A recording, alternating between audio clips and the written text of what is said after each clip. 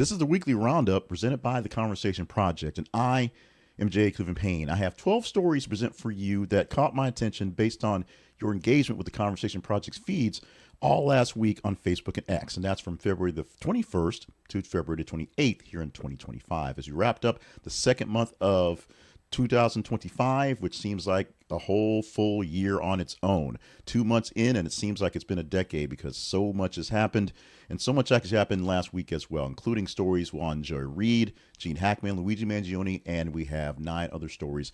And yes, because of the trends, there's a whole lot of Doge, a whole lot of Trump, a whole lot of Musk that's in there. No particular order as these stories are presented, just sort of literally how they ended up when we got done putting them in here.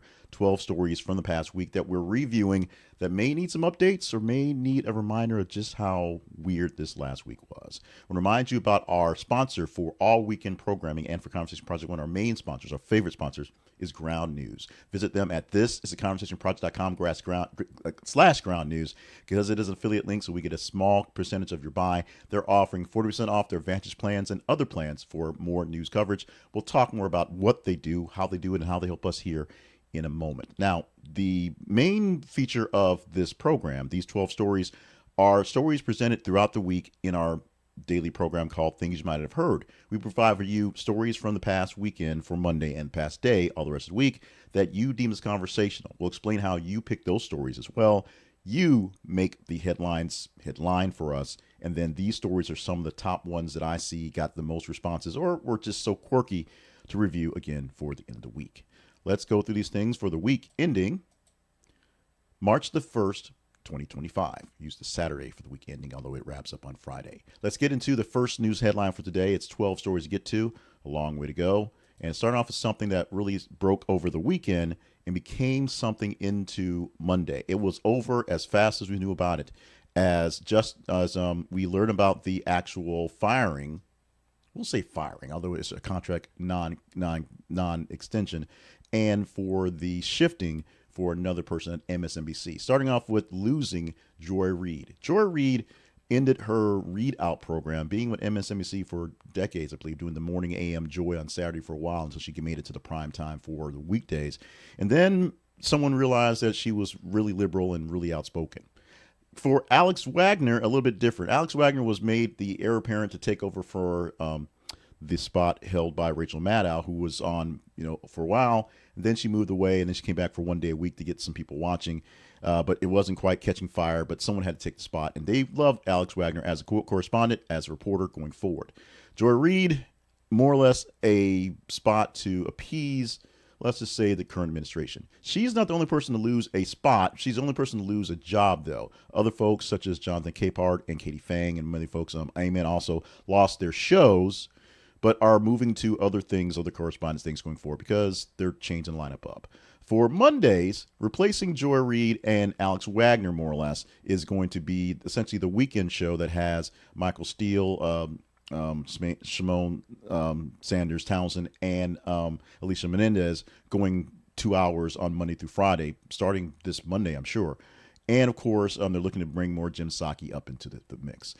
Also, because we're still in the first 100 days, Rachel Maddow is still doing 5 days a week. We'll see if they'll find a way to find a little extra money on those couch coaches to keep her there going forward. The big news on this one is the exodus of Joy Reid, who took her last show on Monday in a Read Out gear. It was MSNBC gear, which was, all there to basically do a love fest to her, which I guess is fine. She got a chance to say goodbye to the audience, say goodbye to some friends, and basically got a lot of love for her going out there. But your liberal MSNBC is going to be a lot less liberal, even if it is going to slide to the left, with some folks like this leaving. Now, Jonathan Capehart and those folks like that don't make it less liberal. They just make it less, let's say, colored, if you will.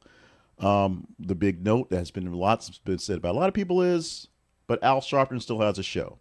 Yes, Al Sharpton still has a show. That's a whole nother video to talk about. But right now, the big news for the week for MSNBC is not ratings are getting better. They won't know if they're getting better until Monday when they try new shows, but is that they finally got rid of that person, that rabble-rouser Joy Reid, one less person for the other administration to complain about. Let's move on to the second headline today. And this is a sad story that came out literally as I was prepping for the Thursday edition of Things You Might Have Heard. So I didn't cover it then because it was like we just found out about it. But the more we find out about this, the just deeper, darker it is. This is on Gene Hackman and his wife and one of their dogs found dead in their home under what they're still calling suspicious circumstances. When they were first found, Gene Hackman, who's 95, his wife, Betsy Alkawa, who's 63, and one of their dogs found deceased in their Santa Fe home. Two other dogs were found on the property. They were fine. But the bodies were discovered after a welfare check, after someone went to check on them after a little bit, and concerns rose after maintenance workers saw the condition of the house and the couple not being seen for a couple days. Hackman was found in a mudroom. Akawa was found in a bathroom with prescription pills scattered nearby. The dog was found nearby as well, the one dog, German Shepherd. So that's how they were found. They checked for carbon monoxide poisoning, checked for gas lines, checked for anything to see what might have happened. Nothing there. Everything was functioning fine and was no issues going forward. The biggest issue that we're having is they have essentially been deceased for a few days. In fact, the first news that made it out to the public was the partial mummification of his wife. And in fact, they believe they had been dead for about 9-10 days before they were found here, which would cause a whole lot of suspicion, if you will, on what happened. No signs of foul play. There was nothing's being reported that, there was blunt force trauma. There wasn't a big shootout. Nothing was stolen. Door was ajar. Nothing was stolen. And 9 days, these people sat in this situation. So we're definitely sending out lots of prayers to the family of Hackman and his wife, Akawina, with the folks who know him well, people who worked around him, worked with him, the folks there. So we're sending lots of love in that way for people who deal with him on those levels. Of course, the fans across the world went big. They went really quick with the obituary roll because he is in his 90s. So you prepare for these things. And he had, of course, retired from acting about 20 years or so. He has not done a new movie or anything in large projects in 20 years, so that's something there. But to a generation that knows him, for myself, he is Lex Luthor. He is the man from Unforgiven. He's the guy that went up against the guys in Unforgiven. He is the man from the French Connection. He is basketball. He's Hoosiers. He has all these legendary roles. He's all these legendary characters. And he's apparently fairly good human for all practical purposes. So we will miss what he has given. We won't miss what he's given to us because it's there. We'll miss him in those senses going forward. And we hope to get very soon some sort of resolution to what exactly happened, because these are the stories. These are the things that true crime lovers eat up immensely. And so while not a big fan of the true crime genre, I still want to know what happened to Gene Hackman and his wife. At story number 3, we have a lot of White House and Doge and Trump and Musk things going on. They're all scattered. They should be better pulled together. I realized that after I made the thing, but they're where they are. We're going to roll with them as they are. This first one is a possible nothing burger because there's nothing new to it, except it happened. Donald Trump has said he was going to release a lot of documentation, a lot of information on the Kennedy assassinations, the King assassinations, things like that. Moon landing stuff is supposed to be out there as well, or UFO, UAP stuff. And this is one that Pam Bondi came out on last week saying, on Friday, we're releasing the Epstein files. And this is part 1 Epstein files. You can give her that, so because there's plenty of files. 200 pages released officially by the DOJ on Epstein, including some key evidence listings. As I say, officially. They're not things that are hard to find if you just, open the internet. In fact, most of these things are found during court records on Epstein's actual trials because it came out to light there. These are all fairly public or lightly redacted things that came out before or were found pretty quickly and have been leaked online so far. Things that folks already know. Flight logs, his contact books, the list of masseuses, and some folks that hung out with them. People that names we'll give you in a second, but it doesn't necessarily say that they did anything particular. That just, they basically signed a book saying, hey, I'm here at Jeffrey Epstein's house or something like that. It's there. Now, problem number 1 is the release came out in we'll say a private ceremony, if you will, but a White House ceremony that involved lots of influencers and conservative talk guys online. They all got big old binders or cases of it that they showed off for the cameras.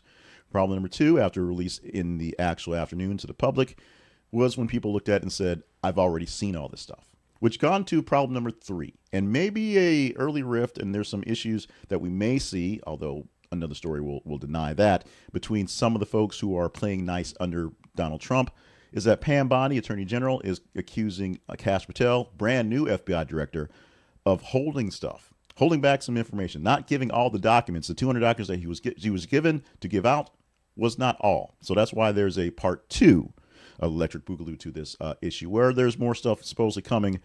We just don't know where it is, because Kash Patel, who's busy trying to figure out how to burn down the federal building, it just hadn't gotten around to handing over yet. We're going to see how this thing plays out, because there should be more Epstein that people don't know coming forward. Oh, some of those names on the list: Mick Jagger, Michael Jackson, Alec Baldwin, Naomi Campbell, Andrew Cuomo, just to name a few of folks who hung out with Epstein, including Donald Trump, Bill Clinton. Yeah, those guys too. So yeah, the Epstein files are out, but the Epstein files are what you've already seen. So, not worthy of looking up now, because you've already Googled it before. DOGE work, as Donald Trump allows the federal employees to document their work or resign per an email that was authorized, probably not typed, but authorized by Elon Musk. DOGE sent out an email late last week, actually last Friday, so it was homework for the weekend, by the government by the Department of Government Efficiency, DOGE, or sent via the OPM, so it's technically official, although it's not, saying all federal employees, like all 2 million of them around the nation, needed to give a 5-bullet summary of what they did last week, or consider themselves just resigning if they don't want to do that. Yeah, this happened last week, and so it's been a week to consider it. Although, the first wrinkle to this, as I say, the next story will actually say that I'm wrong on this, is that many of the heads of the real departments, many of the actual people who were sworn in and went through Congress and had to go through some actual work to get their jobs, said, yeah, you're not doing this. Don't do this. You're not doing this. So while many government workers across the nation on Friday got an email saying, give me your bullet points, from an unclassified email that when you reply back to it could be hacked or copied or sent to the Chinese. And then DOGE said, oh yeah, this is real, so do this. And Trump said, oh yeah, this is real, so you should probably do this. Many folks did not. So come Monday, they said, you know what? Yeah, you really should do this because it's important. And Trump's like, yeah, you should do this because it's important. And some folks still haven't done that because of some internal things saying this is not a great idea. But now they have basically until this Monday essentially to do this. There's been a second filtering, sending of the email to say it's time to do this going forward. We'll actually talk about that in the actual mix for next week, because it's a story that's in for the weekend on how people will respond to this one. But as I said, the Office of Personnel Management put it out there, clarified that noncompliance with Musk's directive would not result in automatic termination. But, if you're not telling us what you're doing, if you're proving that you're not doing anything important, maybe that's a reason to get rid of you. The big thing was the court said, no, this isn't a good thing to do. And DOGE said, well, yeah, we really want you to do this. And so that's where things lie. There is some back and forth. There's a lot of back and forth with DOGE. We, of course, found out that Musk technically isn't running DOGE. The woman who's running it found out while she was on vacation, which I guess is the odd of being fired while you're on vacation, just finding out you have a job while you're on vacation. But this is something mandated by the DOGE folks, by literally Elon Musk, to basically see what you're doing. He wants every person from the janitor to the mid-metal manager to the guy running the elevator, all the park service peoples, to say what they did. And in a glorious fashion, many people reply back. Most people, not related to the government, lots of very cheeky and very snarky replies to what they did last week, including turned off TV, stop watching Donald Trump, preparing to vote for next guy up. A lot of things on that end. This is a story that we'll have some sort of update on in the week next week, so we'll probably be back again on this thing here. But it was initiated last Friday with a full week of people trying to figure out what to do about it. Boss is saying ignore it. The real boss, Trump, saying you might want to do it. We'll see if it's legal, if it's going to flow, what's going to happen with it soon. So, as I said in the first 2 stories, and I'll probably have in some other stories related to government stuff, Donald Trump held his first cabinet meeting with Elon Musk in attendance this week. And all were fine with Donald Trump, as they should be. All seem to be fine with Musk standing around, technically running or seemingly running the meeting. He wasn't running it in theory, or he was running it in theory, but not in purpose because Donald Trump's running it. If you look in the picture right here, this is Musk talking to the folks and everyone paying attention to Musk, and Trump reading his phone, I guess. But what you have right here is the first holding of the cabinet meeting. It's the first time all that his members have been sworn in at this point. There's a few folks that are still waiting on status on the top level, waiting there. But the Department of Government officially had the most talking time, minus the actual president, in the news conference portion, which was about an hour or so, where they opened the cameras and people take the pictures. Of course, all the folks gave their fealty to Donald Trump. Of course, we love Trump. Trump's the greatest person ever. But Elon Musk, who, of course, didn't show up in a suit or tie, wearing a dark MAGA hat and his tech support T-shirt, made the joke about being tech support because all the government systems are so old and so antiquated, we have to pull them out now, despite the fact that we don't know what they all do. He actually had one apology. He said, we accidentally killed Ebola, the coverage for Ebola, but we're going to fix that. We brought that back pretty quickly. One out of many other accidental things that he would have been pulled going forward. The plan is to cut $1 trillion by 2026. That's within a calendar year and a half or so. That's the plan. And $2 trillion was what he's supposed to do in the full Trump presidency. So 4 years to get that one. Right now, where they're saying numbers are pretty high, the actual receipts are saying that they're not very high or nothing at all. In fact, there was the one contract they get killed that was supposed to be $800 billion. It was only $8 billion. And most of the things that they're doing is essentially firing people who don't know what they're going to do next and making it so things that we expect as services won't be opened. Oh, in like 2 weeks, we're going to have a government shutdown. So that's going to be an issue. And many of the IRS firings means that many of your tax refunds will be delayed, most likely.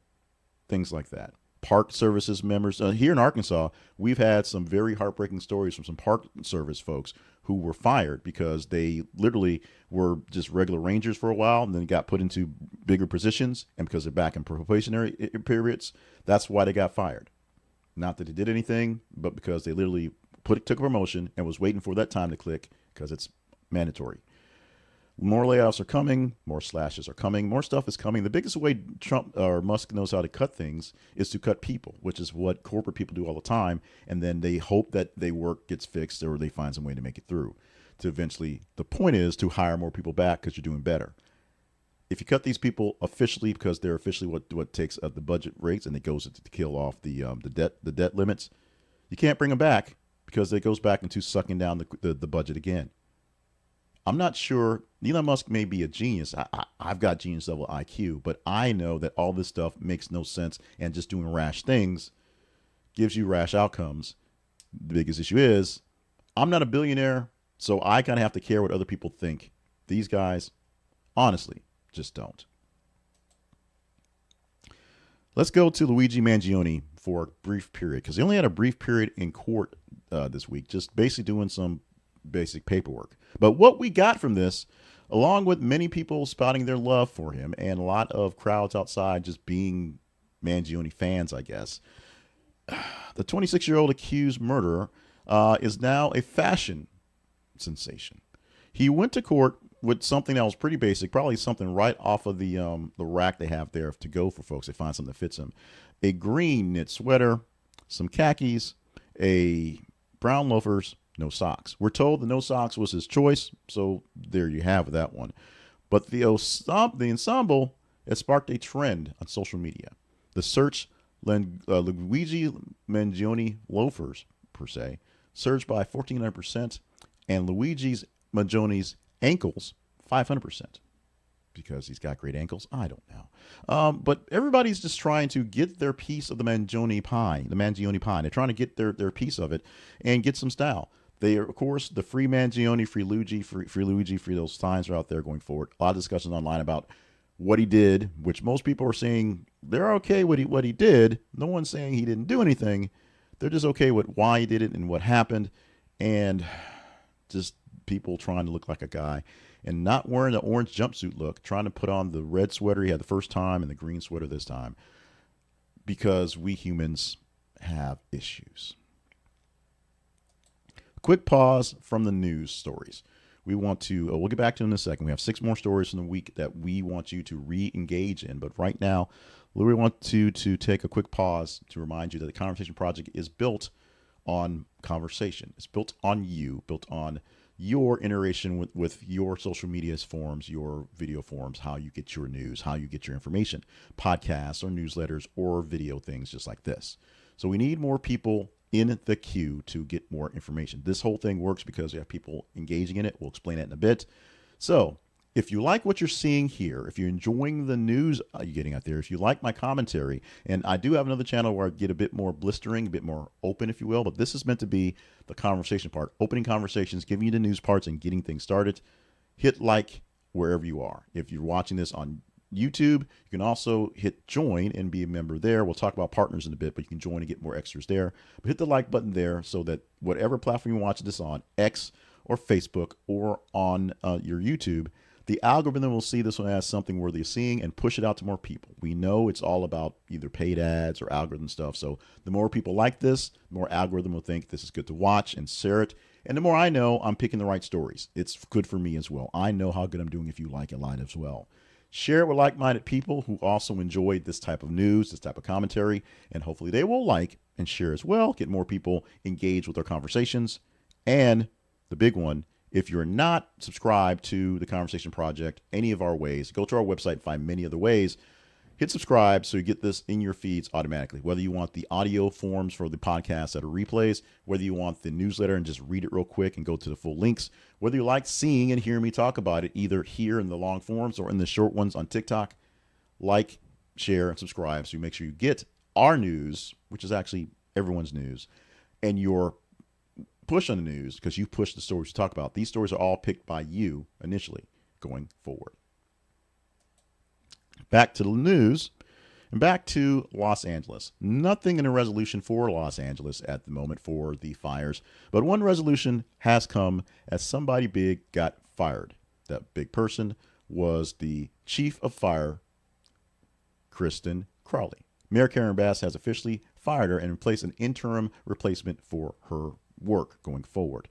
A 41-year veteran, Ronnie Villanueva, is the interim police chief, and Crowley is appealing her termination, of course, from the firefighters unions, is supporting her on this one to see what's going to happen. City Council will have to go through this going forward. It'll take a little time to do this. This happened late in the week last week, early in the week, so this is something that got pulled into as a random story.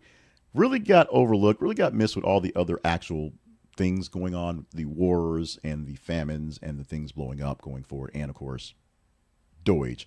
But this is one that's going to be something going forward for a bit. We aren't talking about Gavin Newsom asking for money to help fix Los Angeles for fires, because I got plenty of response. You guys don't seem to like that idea. However, this is something that got missed in those mixes of things for Los Angeles and fires. The fight back and forth between Bass and the former chief Crowley is that while Bass was, yes, in Africa while the fires were started at a event that was already planned, and she came back as quickly as possible. I'm not apologizing for her. She was in Africa when it started. Kristen Crowley, essentially, as she began fighting, complained about the budget cuts, complained about not having services, and sent about 1,000 firefighters home on like the first couple of days of work. Her plan was to basically put them back in to make sure they were all actually well planned out and well staged, but it didn't work out so well because the fires just kept blazing, kept raising. And so even though the back and forth between Bass and Crowley is very well known and will get much, much louder before it gets some sort of resolution, we will see how this plays out as two very powerful women in charge in government in Los Angeles aren't showing girl power. They're basically trying to power each other out because they're blaming each other for what's happening. So a bit of a caveat, a bit of a little swerve for story number 8. Before I started recording this one, this will be recorded live to tape onto the platforms for X, for Facebook, and for YouTube, because we're having issues with my internet and the streaming service, so I can't do it live, so I don't have all the swooshes and things like that. But before I did this one, I did a quick short YouTube short, because I already did plenty of TikToks on this story, and TikTok has it not passing community guidelines. I posted 10 stories on TikTok yesterday. All the stories I did from the things you might have heard for, or 8 stories, all the stories from the things you might have heard for Friday. And this one got a community guidelines. Everything else hit more or less in the range I get, which are bigger. Follow me on TikTok at the Conversation Project at the Conversation Project. But I did do a quick short on YouTube saying TikTok does not want me to talk about Andrew Tate because all I did was talk about the basics of the story, which I'll present for you right now. Andrew Tate and his brother Tristan are in Florida, and Ron DeSantis saw them coming and said, please leave. The brothers, who are facing trafficking and sexual exploitation charges in Romania, have returned to the United States. And some of the background on this is someone in the Trump administration may have told Romania the ban for their travel should be lifted, so they allow them to come back straight to the States. Now, the ban to UK is still there, where they may face charges there. They may face charges here. But the dual British U.S. citizens are back in Florida, at least they were yesterday, came out, press conference, did their "we are innocent, we are," I don't do impressions, but I can't not do Tate because he's just a big old, just big jerk. Upon their arrival, Florida Governor Ron DeSantis publicly declared the Tates were not welcome in the state, and probably not in the nation, but definitely not in his place. State Attorney General James Umer emphasized that Florida's zero-tolerance stance on human trafficking and violence against women, meaning that if they're on trial, if they're facing charges for these things someplace else, please don't be here where things can happen. Now, like I said, the Trump administration is reported to have asked the Romanian government to lift that ban, let them come back here because Donald Trump, we won't know because no one's actually saying that. In fact, Trump was asked about that during one of his sit-down chats and stuff and did the normal, I don't know about that story. Are they on a plane right now? They're coming now? I didn't know. I didn't know that. For the person who is a stable genius, doesn't seem to know a lot of things that are going on that are being said mostly in his name. When they arrived in the States, British Home Secretary Yvette Cooper is trying to find ways to extradite them from the States to the United Kingdom because they also have rape and coercive charges on the books for them as well. Now, maybe the fact that I said the Tates have charges on them and named the charges is why TikTok doesn't want them said, but TikTok. I love you guys, TikTok. I'm down with you, TikTok. I fought for you to come back, even though you're technically illegal. Come on, TikTok. Give a brother some shots. I'm a low-level guy there. I don't get that many views. It's one way to some people. I do get access to various friends who I don't have access to, who don't do the other things. Come on, TikTok. Give a brother a break sometime. Come on, TikTok. Come on, TikTok. The ninth story for this morning. We're going to do this very quickly because it's a very quick go. And then we got another Elon story to get to, which may take a bit more time. USAID staff is giving just 15 minutes to gather belongings from D.C. office. And just like that, the USAID offices are about to be shuttered. The Reagan building is going to basically be shut down forever at some point.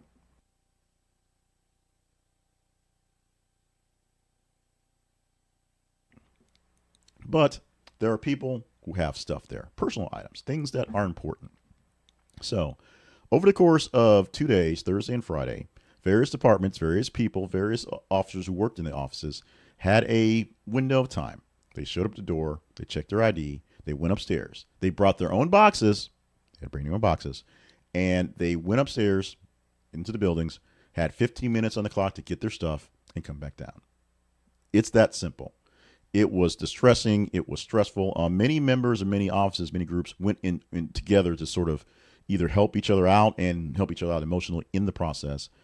Critics have argued that the rapid shutdown of USAID is, of course, far-reaching for consequences in international development and America's role on the global stage. This is part of the Ebola shutdown thing. This is part of the complaining about Sesame Street in Iran. This is the condoms for Palestine things that gets overlooked by some of the things that happens. This is how we actually funded major issues, including AIDS research and AIDS coverage in various places. Now, while the work being done by USAID is now under officially the State Department, because they worked in tandem before, now it's all Marco Rubio's problem. It's still people who were doing the jobs and the jobs being pushed on people who weren't doing them, who have more work on them. And oh, by the way, they're getting fired as well. So there's all that. This is not peaceful and merciful. This is not the president for all of us doing what's best for all of us. This is retribution. This is retribution. This is retribution. Let's talk about, well, if you're watching the video and you see the shirt actually says, "I love Canada." And he wore it with a thing like that to be funny because he's Elon Musk. But Elon Musk has Canadian citizenship. I believe his mother is Canadian, and that may be why this is. I should read more about that. All I know is I took the hot take, I went with it, and of course, 250,000 Canadians, probably more at this point, probably over 300,000 at this point, have signed a petition, which means nothing, but it was initiated by the new Democratic Party, actual people who are in charge of stuff, members of Parliament, to actually say this thing, more or less as a statement to remove his Canadian citizenship. Elon Musk is a citizen of South Africa. His father's South African. I guess his mother's Canadian, which is where that comes from, and a naturalized citizen of the United States. But as many people in the comments have told me, he probably cares less, very little, about losing this one, because after he heard about the actual survey, he says, "Why do I care what's going on in the 51st state?" Basically egging it on. So if you think Elon Musk is just a troll to folks on X, a troll to folks who are playing games on Twitch, troll to Americans in general, and the troll to the tech world outstanding, no, anybody out there who is not in his weird web of influence, which is weird, and a web, is fair game. So I'm fair game. Not quite big enough that you should care yet, so I don't think anybody's telling him that, hey, this little guy in Arkansas is talking about you, because there's little guys, many little guys in Arkansas all over talking about him. But right now, it is a thing. About 300,000 Canadians want him gone, and there's, that's not a real drop in the bucket. It's just dropping bucket in numbers of people to talk about this. And yeah, these things never go anywhere. But, just because you think you're not a target of some wrath or some sort of hate or some sort of just random internet targeting of a guy like Elon Musk, just wait. The randomness continues. This is actually a pretty strategic move, but it's also extremely petty. But when you have hand, you use it. The White House has suspended security clearances for Covington and Burling lawyers. They're a law group in D.C. that are working with Jack Smith. Now, the full story is Jack Smith left his job working on investigations of Donald Trump that were going on while Donald Trump was still not president. And up until this point of his inauguration, Jack Smith worked on the cases up to the point where everything was thrown out. He worked on the cases. He wrote one last report to say, hey, here's what we got. People should know this. Put it out there before Trump could kill it, and then quit. And then got lawyers because he was assuming that Donald Trump would go back and sue Jack Smith again, because presidents shouldn't be accosted with lawsuits and criminal charges or something like that. And so, in order to keep Jack Smith's lawyers, who are Washington stalwarts, who've been there forever, from actually working on the case that Jack Smith worked on, because Jack Smith worked on classified documents and things like that, he killed the security clearances for the lawyers so they couldn't look at the classified documents and things like that. It's a pretty simple tactic. It's a brilliant tactic, if you will. If you have the power to keep things from happening, you keep things from happening. It's not fair. It's not equitable. It's not close to nice. And it shows that Donald Trump is in the job of retribution. He's going to go after. He's going to fight. He's going to burn anyone who may have even thought wrongly his way. And there's a lot of Americans that go through that list if he's going that route. In the meantime, this one particular guy who's got a really big target on his back, and he knows it, and he knew it when he took it on, is still having to fight or figure out what he's going to do about his legal team and anything that's coming his way. Because if they go after him in the courts, right now, he's got no protection. He can't, and he won't. He won't cover himself. He will not, work himself, because that just doesn't make any sense. But he's got to have a group of lawyers who can have enough power to actually do something for him. The lawyers he have right now from Covington and Burling are still working his case, or still working the pre-cases, because nothing's been said yet. But Special Counsel Jack Smith will have to deal with something going forward. It'll need lawyers who can actually get into classified information. Finally, our 12th story for the day is something that I've sort of flip flop back and forth. But I go back to the original. This is not the worst idea that Donald Trump has had in the 30, 40 odd days he's been doing this so far.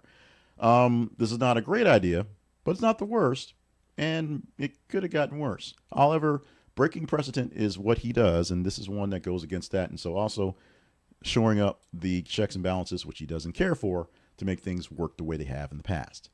Dan Bongino, sorry about that. I got Mangione in my head. Mangione.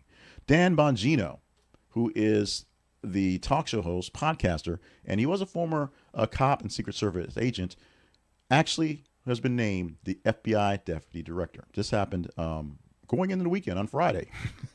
He just like, hey, Dan Bongino, he's in there. Bongino, you got it. Thumbs up, guy. A couple of problems. One, Bongione has spent the last year specifically in time ad nauseum talking about how bad the FBI is, specifically towards things they did towards Donald Trump. So cheering on Donald Trump, one way to get in his favor. Number two, Bongione, not an FBI agent, Secret Service agent, not an FBI agent, so he doesn't know the inner workings of the agency. And this agency usually has the deputy director being someone who's already slotted, someone that's sort of in the wings to make sure there's no sort of loss between the main head, the person who is appointed by Congress, who can be anybody, but usually has some semblance in law enforcement and the FBI and the rest of the body going forward. It's a guy that's a company guy that's ready to go. Bongini, Lord, I'm sorry. Bongini is not that guy. It just is. It is what's going on. Second, he's not quite done with his talk show yet.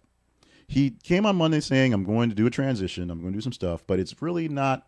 He didn't initially say, or podcast. So if it was a talk show, he'd have to have somebody to fill it out. For a podcast, there's probably some obligations financially because it's been sponsored by folks and things like that. So he probably has some sponsor obligations to get out, which is fine. But essentially, the call is in. You've been picked to come off the bench and go. You can't keep texting your mom because she's worried about Uncle Susie not coming to the party next week. It's time to get to work. So there's issues with that one. As I said, when I first heard this thought, I thought, well, this is nuts. And then after, going to actually having to report on it for things you might have heard, said, this is not the worst idea. I told a story about a boss I had that had ideas that we sort of had to work with.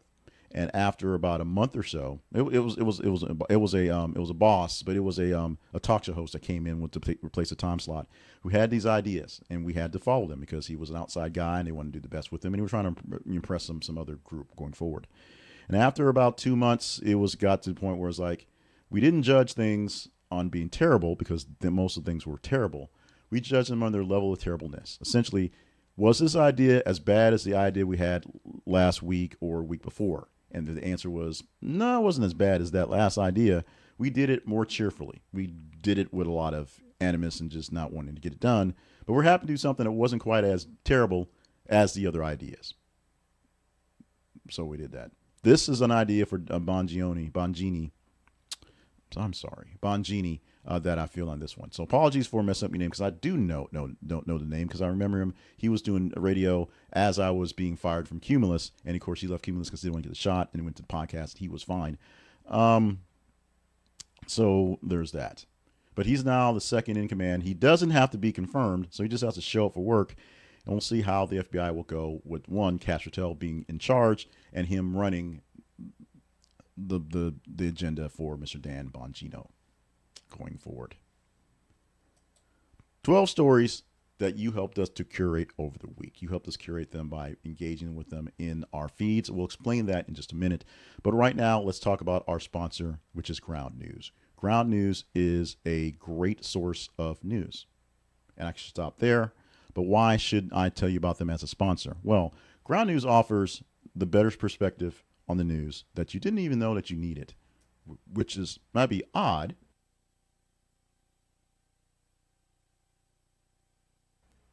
Because as we call the folks who listen to our podcast, watch our videos, news nerds, we tend to be people who overdo the news coverage, look through things, combing through things to get deeper discovery, deeper stories going forward. We tend to do that.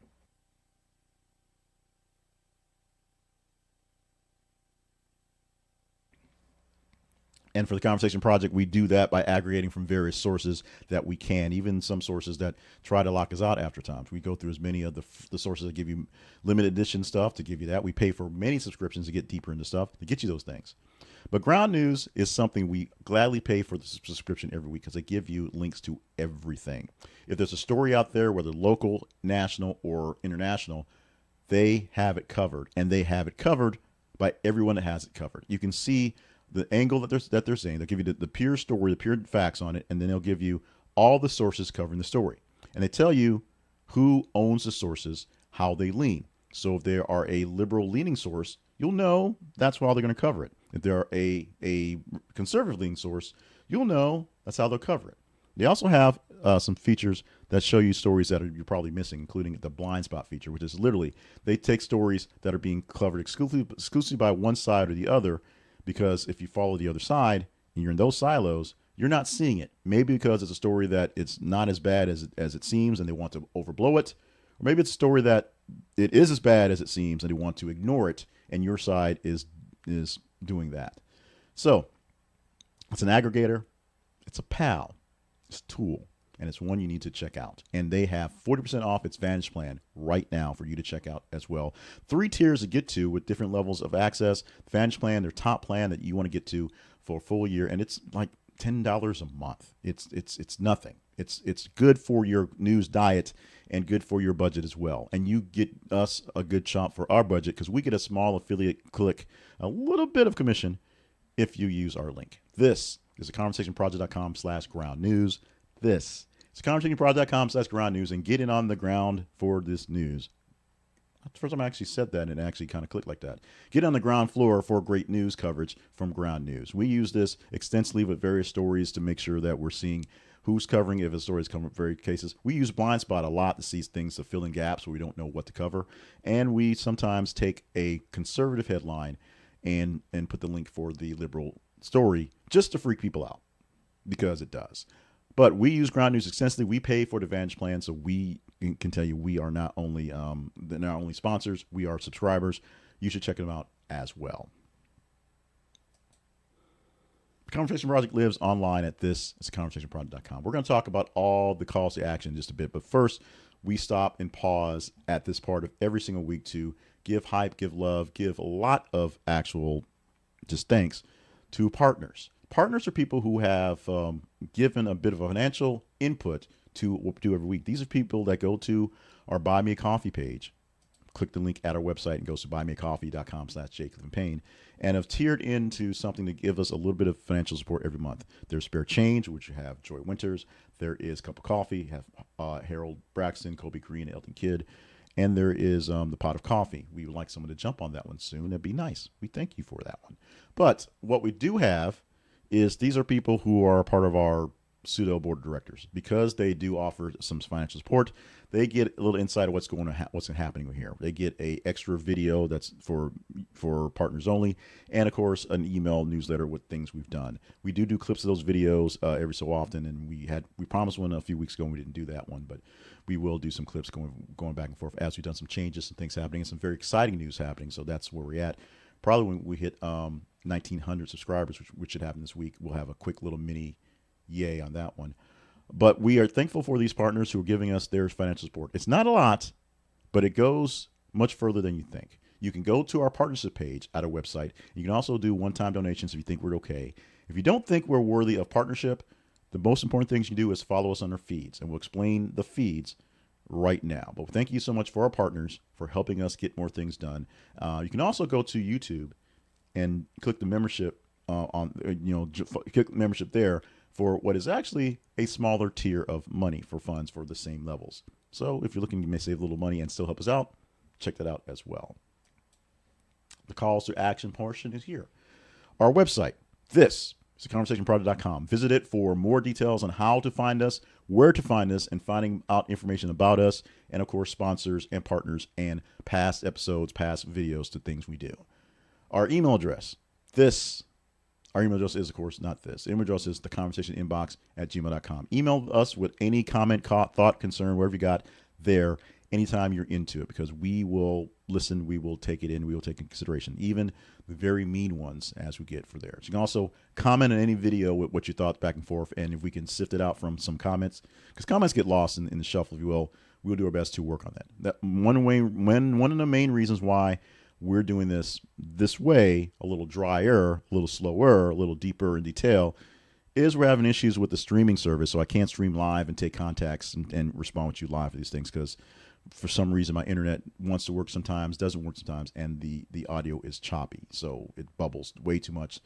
So we have to go this way. You have to respond back. You can respond back in chats, I guess, but I'll have to go back and check it out later. But thank you for those, and send emails for those in those cases. Now, the feeds. What we do to get these stories to you literally every single day is we post news articles in our spots on Facebook and X, and also on Threads. Threads doesn't get the love that it probably deserves, because Threads still isn't quite fully baked yet, but it's there as well. But we hype up Facebook with facebook.com/thisisconversationproject and x.com/th_conversation. As long as we have the freedom to do this stuff, and in some cases can pay the fees, we do pay for our blue check mark, we do that. We are going to provide you the best we can and give it to you the best way we can. So follow us on those feeds. And as you check your X postings, or as you check your Facebook feeds, see what we're doing, or make sure you hit whatever you need to do, make sure we're being followed, so they shoot you up these feeds more often. Like, love, hate, share, engage, comment, read. Do what you can to engage in the news articles, engage in the headlines, links we're sending out there. And we literally go through the headline engagement numbers, the stats, to see which ones to talk about every single day, Monday through Friday. For Monday, we go through the 3 days of the weekend, Friday, Saturday, Sunday, and we'll give you 10 stories in that day's show, things you might have heard, from the top 30 of the 90 or so in the weekend. Tuesday through Friday, 30 in a day, 15 in the top, 8 stories for you that day in the process. Just like that. We're going to take good care of you, as well as you taking good care of us, telling us what stories are conversational. This is not a monologue channel. This is not just me throwing hot takes out there. This is a conversation. We're working on more ways. Like I said, the live thing isn't working so well with the sound. We're working on more ways to do more things that are more engaging. And once we figure out how to, I got top tier internet, so I can't go any further than that. Figure that one out.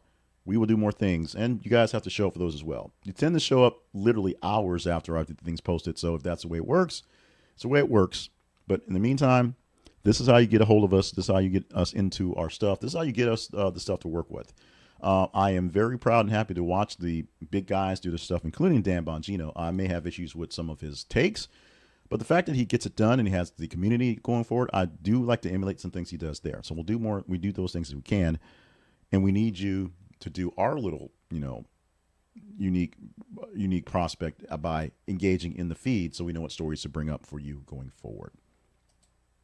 That wraps up the show for us for today, the weekly roundup for the week ending March the 1st, 2025. We haven't done this in a while, so we can do this very quickly. So we have this graphic that we put in there every time we do stories that are disturbing, that have issues that are dealing with substance abuse or sexual assault or suicide prevention specifically, because those things lead to people being in things like that. I suffer from depression, as people might say way too often, and I talk about those things as well. And so I've dealt with this issue on my own in many cases, and I have to tell folks, if when we do this stuff, if you want to talk to me, email me and we chat things up and we can walk things through. If not, there are local resources, or there's a national suicide prevention lifeline, which is 988 on your phone. Text or call 988 on your cell phone. They'll speak to you in Spanish. They'll speak to you in English. You also go online to 988lifeline.org.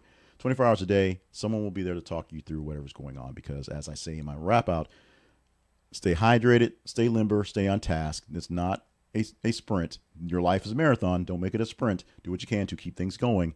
If something is not feeling right for you, use a resource and get right. Talk to somebody, including people that you may think are enemies. You may think not care. You may think they don't want to take on that risk. You are more important than you think, especially in a moment when you don't think you're that important. So find someone to chat with, email me, and we'll chat, and we'll go back and forth. But for the official wrap up, thank you so much for being a part of the show this week. Love you, mean it. These things, because we're doing these things these ways, are going to go longer. I'm sorry, I can't get pithy on these things right here. They have to be the full effect. So it is what it is. But we're going to do what we can to do more shorter things. There'll be more things. I'll do more shorts if I can, because for YouTube and, of course, for TikTok. But we love your following. Follow us wherever you want to. Go to our website. Find links to follow us on TikTok, in podcast, on the newsletter, which is just an email, or X and Threads and Facebook and YouTube and the like. I'm done. This week is it. These are 12 stories that I saw from the past week you engaged in that needed another look. What stories from the full week of engagement will we pull for next week's show? We'll find out on the 8th of March, 2025, for our next edition of the Weekly Roundup, brought to you by The Conversation Project.